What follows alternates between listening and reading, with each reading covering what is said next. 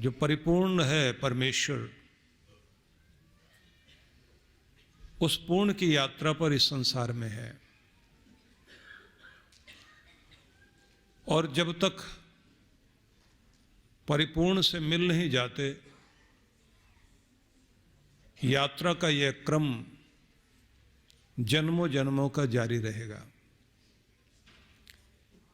इस जन्म यात्रा में अनेक प्रकार के उतार चढ़ाव, सुख दुख जीव को भोगने होते हैं।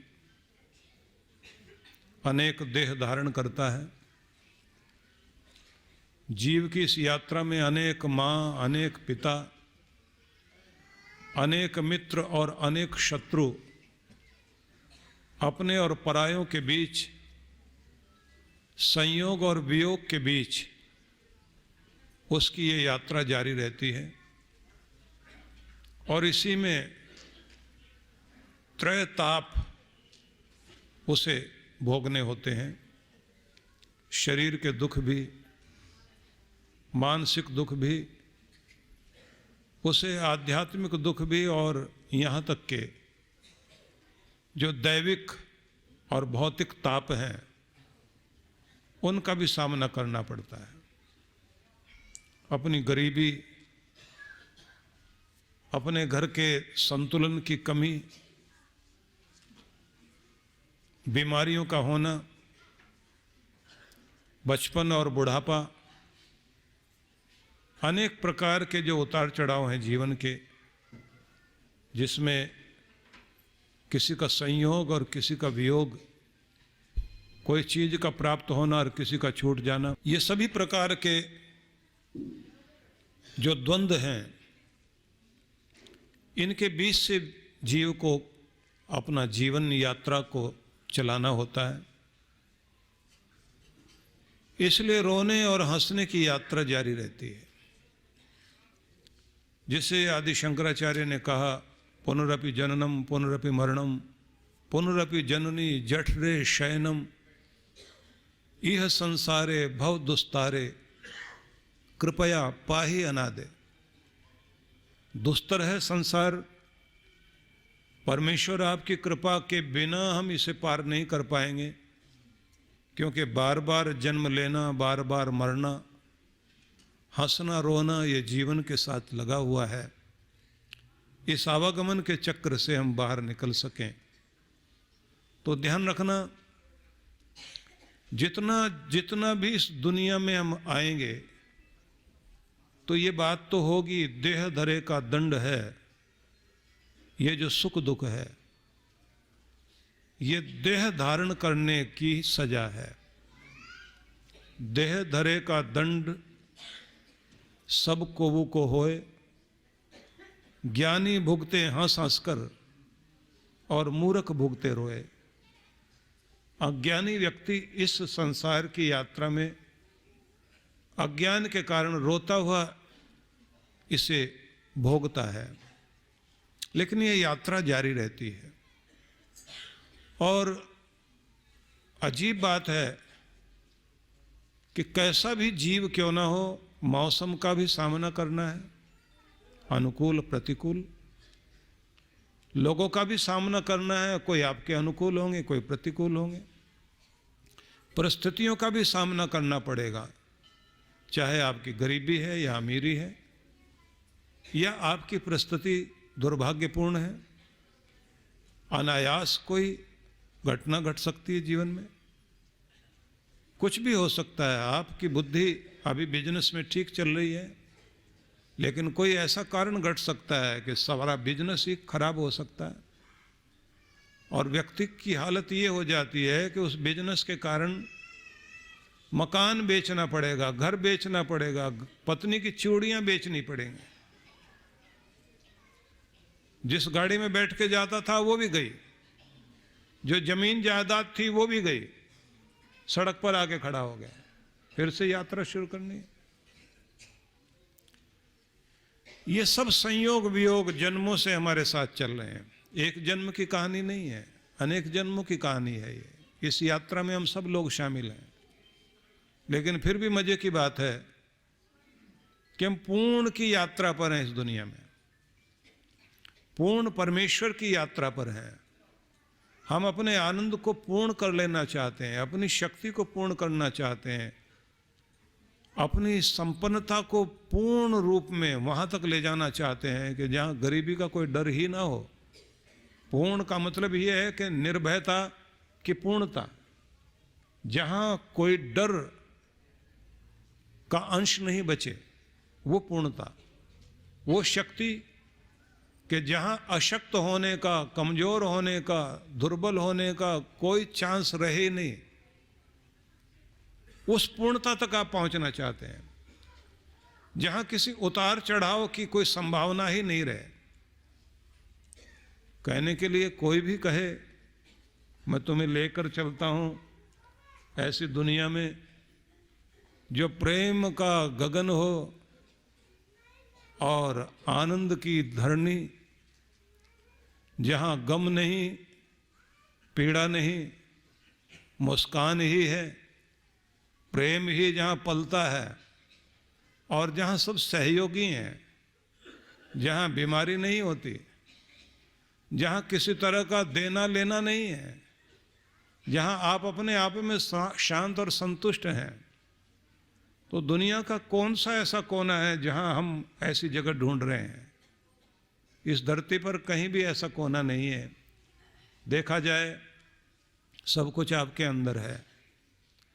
अब एक अजीब बात समझने की चेष्टा करना, किसी चीज को देखकर आप दुखी हुए,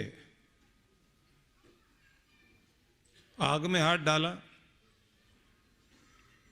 पीड़ा पहुंची, लेकिन पीड़ा महसूस कहाँ होती है? हाथ के माध्यम से आपके अंदर महसूस होती है। किसी की बात बुरी लगी तो महसूस कहाँ होता है? अंदर। कोई चीज अच्छी लगी, फूल देखे सुंदर, तो अच्छे कहाँ लगे? अंदर। खुशी कहाँ हुई? अंदर। दुख कहाँ हुआ? अंदर। बाहर कुछ नहीं होता। बाहर चीजें होती हैं लेकिन प्रभाव अंदर ही आएगा। कोई भी चीज घटेगी आपके अंदर ही घटेगी। और फिर कभी कभी ऐसी स्थिति भी होती है कि आपका हाथ कहीं अच्छी जगह लगा हुआ है जिसको देखकर आप आनंदित हो सकते हैं, या बैठे बैठे आपके हाथ में कोई ऐसी चीज आ गई, अगर आप उसे देख लेते तो उछल के भागते, लेकिन आपका ध्यान कहीं और है, इसलिए आपको फर्क नहीं पड़ रहा। जहां आपका ध्यान है जिस चीज पर, गरीबी पर है तो गरीबी का एहसास होगा, खुशी पर है तो खुशी का एहसास होगा, डर पर है तो डर का एहसास होगा। बाहर कोई चीज प्रभाव डाले और आप उसको मन लगाकर महसूस करें, फर्क अंदर आएगा। और अगर आपको ध्यान ही नहीं है, रात्रि में नशा करके आदमी जा रहा है, सामने कार आ रही है, ये साइकिल पे बैठा जा रहा है। अब ये क्या सोचता है? दो मोटरसाइकिल आ रही हैं सामने से, दो लाइटें जल रही हैं, बीच में से निकालता हूं साइकिल को। उसे तो लगता है कि दो मोटरसाइकिल हैं, मैंने तो बीच में से निकल जाना है। अब बीच में से कैसे निकलेगा? कार ही उसके बीच में से निकलेगी, क्योंकि समस्या अंदर है। अंदर की समस्या दूर कर दी जाए तो बाहर की समस्या भी ठीक हो सकती है। इसलिए ध्यान रखना, गुरु अंदर का ही इलाज करता है, बाहर का नहीं। और आपको भी यही ध्यान रखना है कि बाहर आप कुछ भी नहीं कर पाओगे। चीखो चिल्लाओ और आप कहो कि 1 महीना पहले सर्दी शुरू कर दी। परमात्मा ऐसे तो नहीं होना चाहिए था। ये महीना तो आनंद का था, उसके बाद आप अपना टेम्परेचर बढ़ाते या घटाते। लेकिन भगवान ने या मौसम ने आपकी बात माननी है क्या? तो फिर आप क्या करते हैं? मौसम की शिकायत कैसी भी हो, आप अपना गर्म कपड़े की मात्रा बढ़ाते जाते हैं।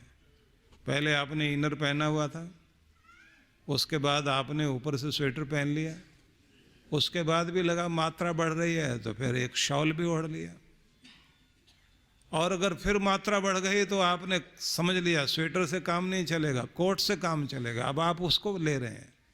तो मतलब क्या हुआ? अब मौसम को कुछ नहीं कह रहे, मौसम से मतलब बाहरी परिस्थिति को कुछ नहीं कह रहे हैं, बाहर का इलाज आप नहीं कर रहे हैं, आप अपना इलाज कर रहे हैं। बाहर जैसा है वैसा रहेगा, आप अपना बचाव कर रहे हैं। सड़क पर लोग कैसे चलेंगे, सवाल यह नहीं कि आप उनको समझाने जाएं, डंडा लेके खड़े हो जाएं, ठीक से चलना नहीं, आप अपना बचाव करते हैं कि पागलों की दुनिया है, आप अपना बचाव करके चलिए अगर जिंदा रहना है, नहीं तो जिंदगी खतरे में पड़ जाएगी। आपको अगर बीमार नहीं पड़ना तो अपना इलाज खुद कीजिए, अगर आपको दुखी नहीं होना तो अपना इलाज, अपना संतुलन खुद कीजिए कि बाहर वाले तो ऐसे ही रहेंगे, इसलिए उनकी बातों पर ध्यान नहीं देना। बाहर कोई कीचड़ उड़ाएगा, कोई धूल फेंकेगा, कोई पत्थर फेंक रहा होगा, कोई गालियां बक रहा होगा, कोई आप पर हंस रहा होगा, वो तो सब अपना काम करेंगे। मौसम अपना काम कर रहा है, बाहर वाले अपना काम कर रहे हैं, अपना बचाव करके निकलना है, अपना ध्यान रखना है। क्योंकि आप अगर अपने अंदर से ठीक हैं, कोई चीज़ आपको दुखी नहीं कर सकती, और अगर आपने अंदर महसूस कर लिया, बस समझ लेना वहीं से पीड़ा शुरू हो जाएगी।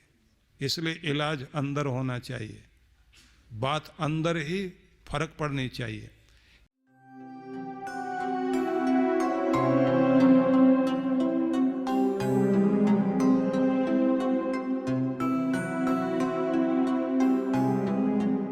सभी मंत्र दीक्षा लेने वाले प्रेमी भक्तों के लिए, गुरु भक्तों के लिए मैं यह आवश्यक सूचना आप लोगों को देना चाहता हूँ।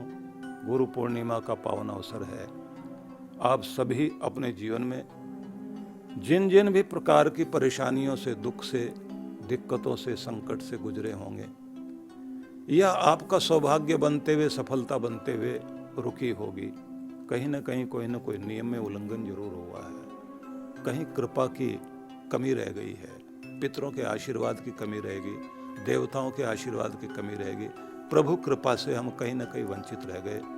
फिर से हमें एक बार क्षमा याचना करने के साथ साथ दोबारा अपने आप को परमात्मा से जोड़ने की आवश्यकता है, अपनी मंत्र शक्ति को जगाने की आवश्यकता है। मुझे जो इन दिनों साधना में बैठ कर के अनुभूति हुई है, उसके आधार पर ही मुझे ये निर्देश मिला कि मैं आपको ये विधि सिखाऊं, फिर से आपको जागृत करूं। इसलिए मैं आमंत्रण करता हूं आप सभी को, गुरु पूर्णिमा के अवसर पर ये जो कुछ ही दिन की तो योजना है, 1-1 घंटे का समय आप हर दिन मुझे देंगे, और उसका परिणाम ये होगा कि आपके जीवन में एक बहुत बड़ा रूपांतरण घटेगा, जिस पर आप देखोगे एक सुरक्षा कवच आपकी ज़िंदगी के साथ जुड़ जाएगा। आप अपने आप को पहले से बेहतर अनुभव करोगे। बस समय निकालिए संकल्प के साथ, और गुरु अगर किसी बात के लिए आपको आग्रह कर रहे हैं तो फिर इस बात को ये समझ लेना चाहिए कि फिर ना लापरवाही और ना बहाना। हम लोग ऑनलाइन घर बैठे इस अनुष्ठान को पूरा कर सकते हैं, इसलिए निवेदन है आप सभी इसके लिए तैयारी कर लीजिए, क्योंकि इसमें शक्तिपात भी होना है। आपके समस्त चक्रों के ऊपर शक्ति और आपके मंत्र को फिर से जागृत करना, और आप पर प्रभु की कृपा और बन सके, इस निमंत्रण को स्वीकार कीजिए। और ये मेरा आग्रह है, ये मेरी जिद है आपके लिए कि आपने इसके लिए तैयारी करनी है और सबने बैठना है। मेरी बहुत बहुत शुभकामना आप सबके लिए।